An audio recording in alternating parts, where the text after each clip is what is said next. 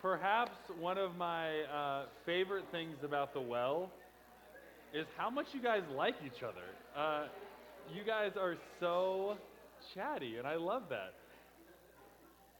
So, thank you for entertaining and having that question and chatting with one another. If we haven't had a chance to meet, my name is Danny. I'm one of our pastors, and if you're like new to church, brand new to church, you maybe have never seen a female pastor before. If you grew up in a Catholic church, you certainly have probably not seen a female priest, or depending on your upbringing. And the reason I ask that is today we're talking about women in the Bible, how women are often silenced, and how God actually doesn't just silence but sends women. And so we're going to talk about that. So if you're exploring this church and like, oh, that's a weird question, do they don't think women can be pastors? We certainly do. Sadie, our worship pastor, is one of our pastors.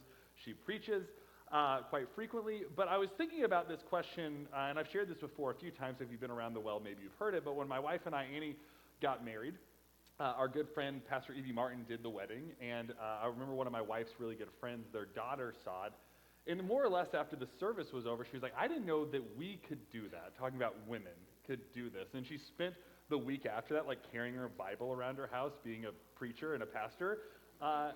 And one of the reasons that we talk about it is because representation matters, and also the stories that have been told about women and their access to leadership or just activity in the church has often been pretty underwhelming, and I would say not biblically accurate. And so what I want to do is spend our time looking at a story that has often been used to condemn women, but is a story that actually, from the perspective of Jesus, is one that elevates, equips, sends, and ultimately sees and knows women, or this specific woman, exactly who she is and where she is. And so we're going to be in the Bible today, like pretty hardcore. So if you have a Bible with you today, you can turn it. We're going to be in John chapter 4. We're going to be starting in verse 4. But if you have the Well 636 app, you can go. We have a Bible app in there. If you don't want to get that, I would encourage you. Bible Gateway is free and has like thousands of translations. We're going to be in the Common English Bible, but everything will be on the screen as well. And so we're just going to dive in, and we'll kind of go verse by verse through this. There's about 40 of them, and so buckle up. So the story starts here in John 4, starting in verse 4. It says, Jesus had to go through Samaria, and he came to a Samaritan city called Sychar, which was near the land Jacob had given to his son Joseph. Jacob's well was there, and Jesus was tired from his journey, so he sat down at the well, and it was about noon. Now, you might read this, and I say this very often, but nothing in the Bible is a throwaway. Even if it's not all literal, it does all matter. And there are words in here that we can read over very quickly. Like, well, I want to get to the action, to the meat and potatoes. There's already important things happening in this. And I bolded the first line. It said Jesus had to go through Samaria. This is important because if you read further and you see where he is on his way to, through Samaria, specifically through this city, was not a shortcut. It was not convenient, and it was not efficient. It was out of the way.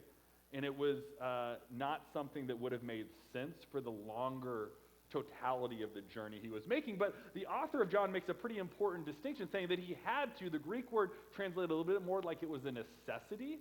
And this is important because it tells us that he is going there for missional purposes. There is a missional reason. The necessity is not because he had to go to this well. The necessity wasn't that he needed to go to Samaria, but there was some missional purpose to who he was and what he was trying to accomplish that drew him to this area and specifically to the city and to this well. This moment was necessary to the mission that Jesus was moving towards. And so the story continues into verse 7 and 8. It says, the Samaritan woman came to the well to draw water, and Jesus said to her, give me some water to drink. And his disciples had gone into the city to buy him some food. So he sends his disciples off. He says, hey, I need you guys to go get some food for me, but I'm going to go to this well. And he interacts with this woman at this well, and he says, hey, can you give me something to drink? And this is really interesting because Jesus initiates a conversation with someone that by all accounts would not have been someone that he should or would initiate a conversation with. She is a woman. He is a man. Culturally, in first century Judaism, not something that often happened. They're alone at this well together. So if you know the Billy Graham rule, they're just shattering this. There's a man and a woman alone together in this moment. And so that's not good according to first century principles. But Jesus sees them, and then he's like, hey, I'm going to initiate this conversation with someone that's the wrong religion, the wrong culture, the wrong gender, that by all accounts should not be having a conversation with you. But Jesus initiates the interaction. Continuing on into verse 9, it says, the Samaritan woman then asked, why do you, a Jewish man, ask for something to drink from me, a Samaritan woman? For Jews and Samaritans did not associate with one another. So this woman pretty much confirms what I just said here. She's like, this doesn't make any sense to me. Like, you're a rabbi, I'm a Samaritan. If you don't know anything about Samaritans, Jews and Samaritans, like, hated each other. Jews saw themselves as kind of like the pure line of the story that God was writing through the line of Abraham and Jacob and all these things. And for Samaritans, they were this group of people that kind of married out of the line that they were doing. And so they kind of had affinity to Jewish practices and faith and history, but they were practicing outside of it. Maybe you might think of it now and today, someone be like, hey, I'm spiritual but not religious. Might be a way to think about it. But they look at this and like, because of the cultural context, they did not associate with one another. And she is well aware of the rules. And Jesus here is doing something quite important. He's eliminating the boundaries that stood between them, like male and female, eliminated. Jew and Samaritan, eliminated. Rabbi and non-religious person, eliminated. And this is important because Jesus is making a point early on in this story. We're only 9 verses into this long story. It's about 50 verses. And Jesus is erasing and crossing lines that culture was hell-bent on drawing and refused to cross. He is breaking boundaries left and right here. The story at its face maybe doesn't sound provocative reading it as like someone in our culture here and now today, but this would have been wildly provocative and boundary breaking to people watching it happen. And we'll see this later on in the story as the disciples come back. They're like, what is happening here? But for people reading this, as these letters and these gospels are being circulated around first century Christianity, this wouldn't have been something that they would have immediately understood what was happening because it broke every single cultural norm that was happening. But Jesus, in this moment, is beginning the process of erasing lines, shattering them, and crossing boundaries that had previously been set by culture, religion, whatever. And so the story continues on into verse 10. Jesus responds back, says, if you recognize God's gift and who is saying this to you, give me some water to drink, you would be asking him, and he would give you living water. Oddly cryptic statement to say to someone that you just asked to get you some water, but Jesus says this. But what is interesting is Jesus, through saying this, is opening up kind of a curious conversation. He is opening up and sparking the moment for curiosity and exploration. Like if you knew who you're talking to, which she doesn't know who she's talking to. This is a man, presumably a rabbi, certainly knows that he's Jewish, but knows nothing else about him. So she's like, if you knew who I was, that might spur something, so some curiosity. And if you knew the gift, this living water that I was talking about, even more so would it spur on your curiosity. And so Jesus is initiating a really curious conversation with this woman. And then in verses 11 and 12, she says back to him, sir, you don't have a bucket, and this well is deep. So she's like, you didn't even bring the right equipment. Like, I don't even know what you're doing here. Where would you get this living water from? You aren't greater than our father Jacob, are you? He gave us this well, and he drank from it himself, as did his sons and his livestock. This is one of the easiest parts of this story to overlook, to see what's really happening here. Because what they're having is a deeply theological conversation. Like, she knows some of the Jewish, religious, theological things, and she has these rattling around in her mind, but in no space, religiously, would she, or culturally, would she be able to have a theological conversation with a man, let alone a rabbi, let alone the Messiah, right? Like, if people knew who this guy was, people would say, women stay away, and we see this happening time, and even the disciples do this. Like, they don't always understand how to engage with women who are interested, curious, wanting to tell, and Jesus is continuing to tell them to extend the table and create seats, but they don't always fully understand it. But in this moment, Jesus invites and even engages this woman in a theological discussion, which in first century Judaism would have been groundbreaking, the fact that he was doing this. Like, women just weren't invited into this, and we certainly are a church here that wants to do this now, and this is something that we're trying to do in the Christian movement today. But for Jesus to do this in first century Judaism would have been wildly provocative, to initiate, to engage, and to invite her in to a theological discussion, because that's what's really happening here. They're talking about what living water is. They're talking about the patriarchs, Abraham and Jacob and all this, and they're going back and they're recounting how they got here and the people, and this is a deeply, deeply theological conversation they're having, and one that women were I don't even want to say almost never, just never invited into in this time, in this culture, in this context. And so Jesus continues on in verse 13 and 14 and says, everyone who drinks of this water, talking about the water in the well, will be thirsty again, but whoever drinks from the water that I give will never be thirsty again. The water that I give will become in those who drink it a spring of water that bubbles up into eternal life. And so he says, whoever drinks from my living water, from this living water, will never thirst again. And this is radical invitation and hospitality that's being shown to her in this moment. We just had our volunteer training last night. We talked a lot about radical hospitality, how that's one of the hallmarks of this church. Like, this is a place where you are not just seen, but we hope that you are known, that we want to be inclusive and inviting, but ultimately deeply hospitable, not because it's a tactic, but because we think that's what Jesus would do.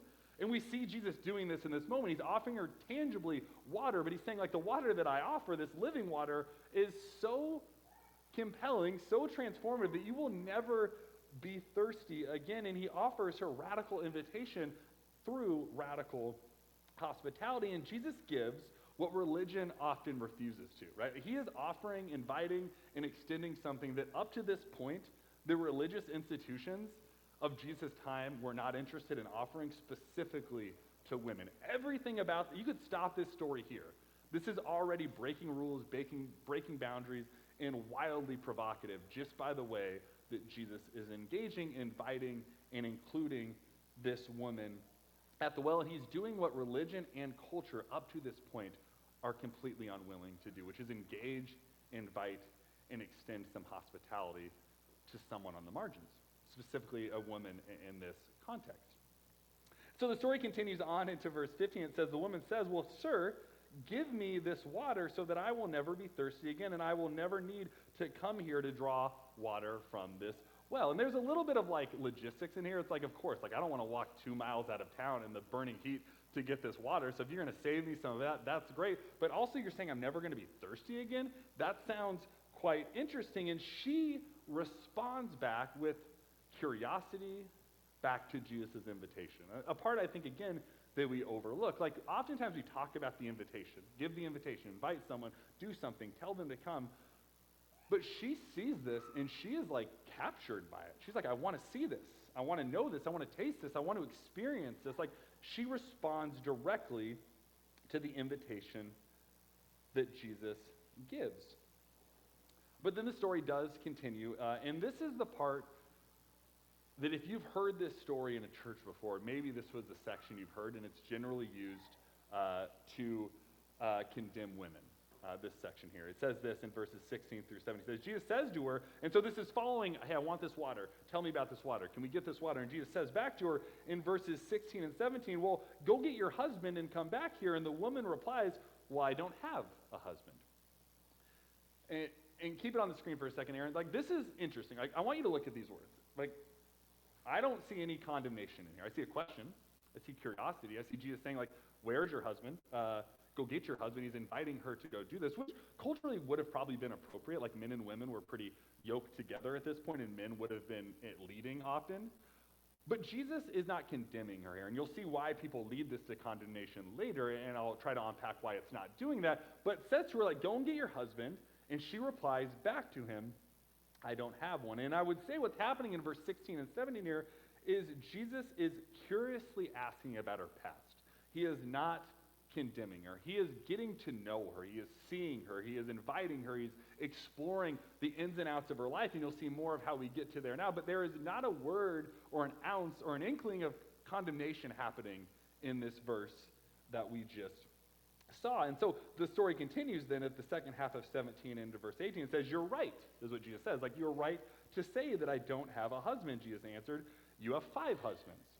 And then a man you're with now isn't your husband. You have spoken the truth. Again, this is generally used as condemnation, but I want you to read it. Jesus isn't like, well, shame on you. He's not saying you ought to be condemned for this.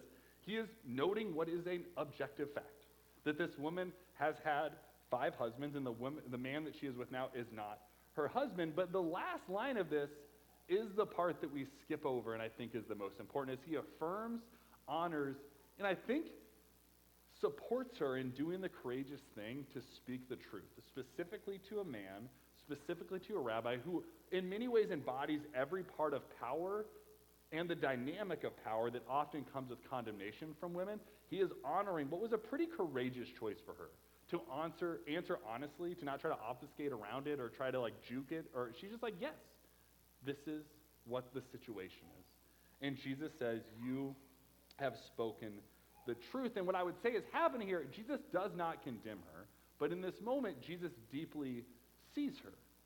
He shows that he knows her. He speaks something that by no means he should know about her, but sees her and knows her, and you'll see why this is deeply moving to her as the story continues. But she doesn't walk away from this questioning her past or exploring her husband decisions or what's going on. She just feels deeply seen in this moment. And we write onto this condemnation. We write onto this subtext. But there is not an ounce of Jesus condemning her in this moment. It is just a step towards a greater invitation and culmination of her story as the story continues. And again, religion often condemns. Jesus just knows. Like Jesus sees her. Jesus knows her. Jesus invites her. Religion is often like, well, you did these things, and I know them, so now you're condemned.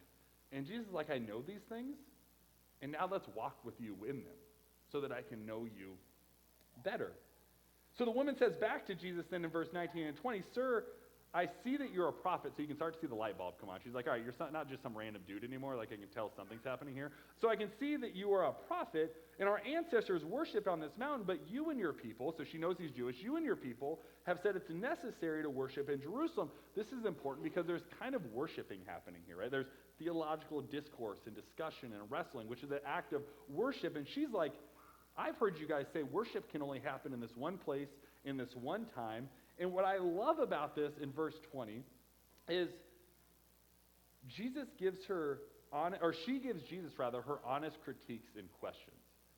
She says back to him like, you guys have told me that it's necessary to do this and it has to happen here. And what this is a critique of what she has understood religion to be up to this point. It's a critique of what she has understood faith to require up to this point. You said it has to happen here, and it has to happen in this way, and she is pushing back. Again, something women, we're not invited, we're not allowed, we're not encouraged to do, but Jesus accepts, invites, and engages all of it because he sees her with dignity. He sees her as a person. Like he's not seeing anything other than a child of God in front of her, and so they have this deeply theological conversation, and he entertains her critiques in pushbacks and questions. And so Jesus says back to her in verses 21 and 22, he says, Believe me, woman, there a time is coming when you and your people will worship the Father neither on this mountain nor in Jerusalem. You and your people worship what you don't know. We worship what we know because salvation is from the Jews. But it continues on in verse 23 through 24. It says, But the time is coming and is here. So he's like, this isn't just coming, but it is here immediately and now when true worshipers will worship in both spirit and in truth. And the Father looks for those who worship him in this way. God is spirit, and it is necessary to worship God in spirit and in truth. And I love this line that true worshipers will worship in spirit and in truth. He is reframing both for this woman in this moment, but for everyone that will ever come to read this story again, what it looks like to worship. It is not confined to a location, a place, a time, a people group. It is in spirit and in truth, which is wide open, right? That means that we are engaging in spirit and truth here now and out in our work and in community and in conversations around our table and at the well with someone that we ought not to be talking to. Like that is worshiping in both spirit and in truth. And Jesus in this moment, specifically in verse 23, is reframing what it means to be a worshipful person, what it means to be a faithful person, and who ultimately is allowed to engage in that. But then in verse 25 and 26, the story continues. The woman said, I know that the Messiah is coming. So again, the light bulb is getting like brighter and brighter. It's like, I think I maybe know who this guy is. The one who is called the Christ. When he comes, he will teach us, or teach everything to us. And then Jesus says back to her, really confirming, he says, I am the one who speaks with you. So he's revealing to her in this moment that this Messiah you talk about, this one you've been waiting for generations upon generation upon generation, this wasn't like weeks or months or years or decades. This is centuries upon centuries of waiting and waiting and waiting for this promised Messiah to come. And he reveals to her, I am this Christ, this Messiah that you have been waiting for. And this is perhaps the most profound and important part of this story, because Jesus trusts her with holding the truth. He trusts the person that no one in society would have trusted. He trusts, and up to this point, maybe you don't know this, he has not told many people, if any, he is the Messiah yet. He has kept it close to the vest. Anytime he shares it with his disciples, like, hey, don't go tell people that. Or if someone finds out, he's like, hey, keep this on the down low. But he trusts this woman who's the wrong religion, the wrong gender, the wrong everything. And he says, I actually am who you think I am. I'm the person people have been waiting for, you in particular, but all of us have been waiting for, and he entrusts her with his truth. And this is important because Jesus time and time again does this. He entrusts truth to voices that are often silenced by culture and religion. Jesus seeks out the people that have been squashed, that have been silenced, that have been pushed to the margin. He says, I actually think you're the one that I would trust the most with hearing and eventually sharing this truth. And so there's so much transformation and beauty happening in this story, and then all of a sudden the disciples roll back in verse 27, it says, when the disciples arrived, they were shocked that he was talking to a woman. Like, oh my God, he's talking to a woman. And they roll in, they're like, what's happening here? But no one asked, what do you want? Or why are you talking with her? The woman put down her water jar and went into the city and said to the people, so there's everyone in her town that maybe knows her story, knows her backstory, knows things about her, and have at least written a story about who they think they know her to be. She runs into the town and says, come and see the man who has told me everything I have done. Could this man be the Christ? And this is important because here what she's saying, she's like, I've been seen. This guy knows me. Never met him before, but he knows me. He has seen me. And even with curiosity, she's like, I think and I hope and I pray this is the guy we've been waiting for. She's not ultimately certain, but there's a little bit of skepticism maybe. But she says, this guy saw me and I think that he is maybe the one we've been waiting for, and runs into the town and tells everyone who this guy is and tells them ultimately that they need to go and see them. And fast forwarding to the end of the story in verse 39, it says, many Samaritans in the city believed in Jesus because of this woman's words. Don't miss that part. And we talk about this a lot. Maybe you've heard this before. It's very popular and true to say that Mary Magdalene, a woman in the scripture, is the first preacher of the gospel. She ran from the empty tomb of Jesus saying that death could not win and that Jesus is not there and that he was crucified, died, buried, and has rose again. So she's the first one to proclaim the gospel story, the good news that sin and death could not win. That is true. This woman at the well is the first person to go out as an evangelist, to go and share and preach and tell and invite. The first person we record to go and see this, she has been sent out. And I know why we don't talk about this, because men mostly preach, and that's not a convenient thing to say. Like, only men can be pastors, and only men can be evangelists. But we see in this text that that's certainly not true, that Jesus trusts this woman, he equips this woman, he sees this woman, and he sends her out to go and share a story that needed to be told, and he entrusts her to go and to invite others to be seen the way that she had just been seen. And this is an important part of the story that God is writing. See, power often seeks to put people on the margins. And maybe you can't tell us by looking at me, but I'm a straight white guy. And so, I'm pretty centered by society. Like, I don't often get pushed to the margins. I have a lot of privilege, I have a lot of power, and I try to leverage and use that for the greatest common good. But I'll be honest with you, I talk a lot about people that live on the margins. I've rarely have ever had to experience that myself. That's just honest.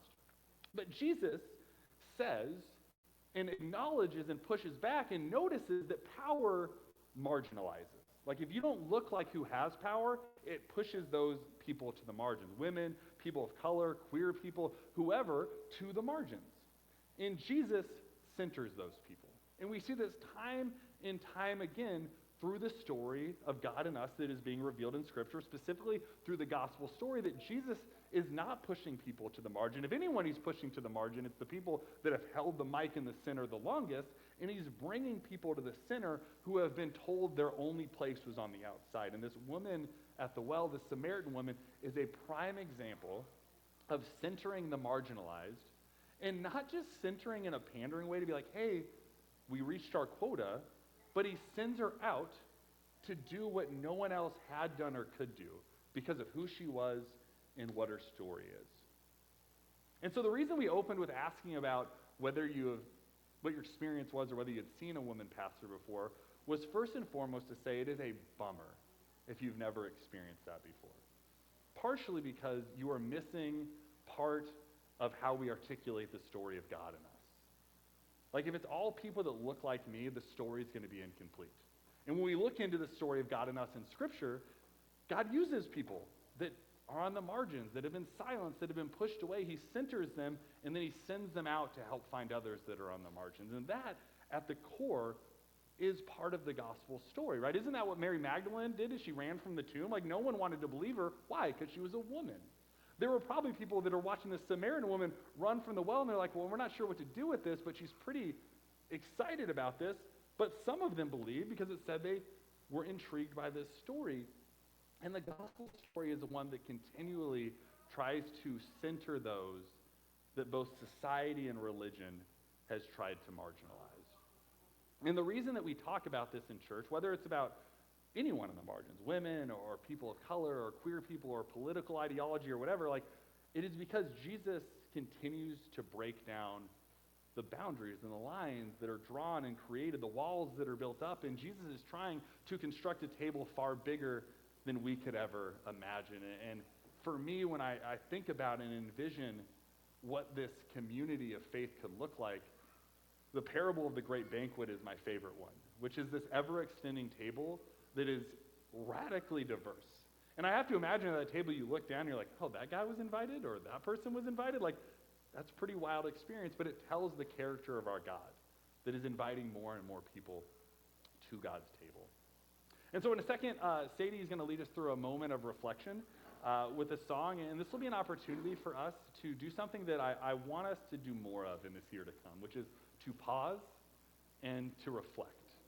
We go pretty quickly through different moments of worship, and sometimes we can fly through service. I want us to just take a moment, whether it's the words that Sadie and the band are going to sing or the words from today, I want us to just take a moment and reflect on what it means to worship a God who is interested in extending the table, interested in not just bringing those in who are on the margins, but erasing the idea of a margin, to just invite and to include and to make this circle bigger.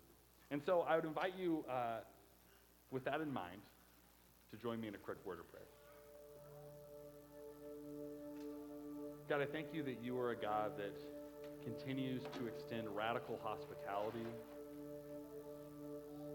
that extends invitations to those of us that never thought we would receive one, and that ultimately sees us and knows us. Not in a way to produce shame, but to help us feel safe, to feel seen, and to feel loved.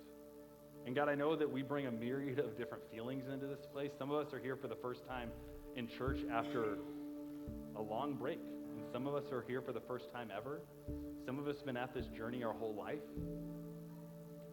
And I know we all wrestle with those feelings of insecurity and shame and guilt and wondering if we have a seat or if we've lost a seat. And so God, I ask that you would help us believe wholeheartedly that you have not just prepared a seat for us, but you want to sit next to us. You want to share the space with us, that you deeply love us just as we are, not to shame us into submission, but to love us into relationship. And so God, as we continue to worship, as we reflect on the song and the words that we've just shared, I just ask that your Spirit would move in us to reveal truths about who we are and who you are and how we might draw closer to you.